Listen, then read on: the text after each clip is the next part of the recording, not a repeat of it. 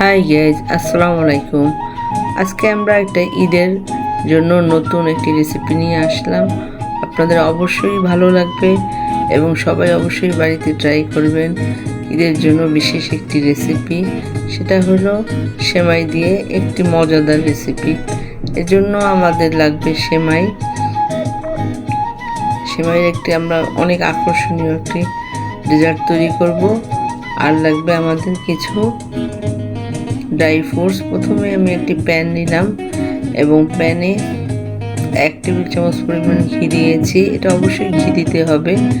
এরপর কিছু dry fruits দিয়ে এগুলো আমি সুন্দরভাবে ভেজে নিলাম, যেন পুড়ে না যায়। অবশ্যই পুড়ে গেলে দিতে লাগবে। এরপর আমরা যে সেমাই নিয়েছি, চিকন যে ভাজা সেমাইটা, সেটা সুন্দরভাবে একটু ভেঙে নিতে হবে।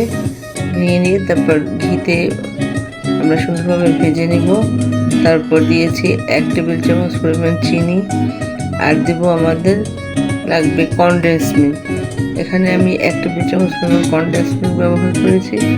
আর দিয়েছি 1 কাপ গুঁড়া দুধ দিয়ে সুন্দরভাবে আমাদেরকে এটি নাড়তে হবে। অনেকক্ষণ নাড়ার পর দেখব যেটি একেবারে একটি ক্রিমি টেক্সচার হয়ে যাবে। এরপর আমরা এটাকে একটা বিশেষ শেপ দেব। এই জন্য এভাবে একটু আঠালো হবে। যখন এবং সেমাইটা কিছুটা সেদ্ধ হয়ে যাবে, তখন আমরা এই সেমাইটা উঠিয়ে নেব। এরপর আবার একটি আমরা প্যান নেব এবং এই প্যানে আধা লিটার গরুর দুধ আমরা সুন্দরভাবে জাল দিয়ে ঘন করে নেব। এরপর এই দুধের মধ্যে কাস্টার্ড পাউডার 1 টেবিল চামচ পরিমাণ ঠান্ডা পানিতে সুন্দরভাবে গুলিয়ে দিয়ে দিলাম। আর দিব আবার একটু কনডেন্স মিল্ক। আবার চিনি দিয়েছি এখানে 1/2 টেবিল চামচ পরিমাণ, যে যেভাবে মিষ্টি খায়। তারপর দিয়ে এটা সুন্দরভাবে আমরা একটি ক্রিমি টেক্সচার আসা পর্যন্ত আমরা সুন্দরভাবে ঘন করে জাল দেব।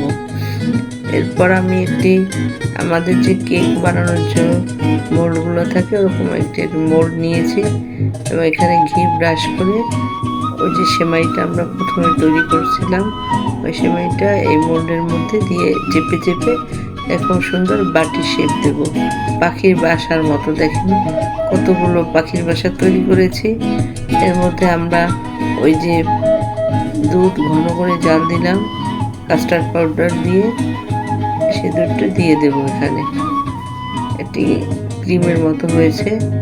এটা অনেক মজা এবং এটা এই প্রত্যেকটা পাখির বাসার মধ্যে দিয়ে দেওয়ার পর আমরা এখানে আমাদের সেই ড্রাই ফ্রুটসগুলো দিয়ে দেব। দিয়ে সুন্দরভাবে সাজিয়ে 30 মিনিট যাবত আমরা এটা ফ্রিজে নর্মাল চেম্বারে রাখবো। এরপর আমরা নামিয়ে পরিবেশন করব। আপনাদের ভালো লাগলে অবশ্যই চ্যানেলটি সাবস্ক্রাইব করে সাথে থাকবেন।